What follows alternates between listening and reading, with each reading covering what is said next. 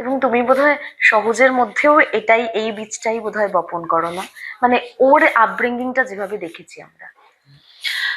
চেষ্টা করি সাপোর্টিভ থাকার, চেষ্টা করি ওকে ওর স্পেসটাকে অ্যালাউ করার, মানে লাইক ছেড়ে দেওয়ার, যে ওর একটা ইন্ডিভিজুয়াল হিসেবে মতামত থাকতে পারে, ভালো লাগা ভালো না লাগা সেগুলো থাকতে পারে।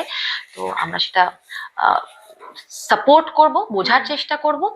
আর আর অ্যাটলিস্ট যাতে সেই স্পেসটা দিতে পারি যে এখানে ওকে ভয় পেতে হবে না জাজমেন্টের বা কিছু, ও যাতে নিজের মতন করে ফিগার আউট করতে পারে। আর হ্যাঁ, পেরেন্ট হিসেবে একটা তো রেসপন্সিবিলিটি থাকেই যে guiding him towards what's right and what's wrong, সেটুকুনি আমরা পয়েন্ট করে দিতে পারি।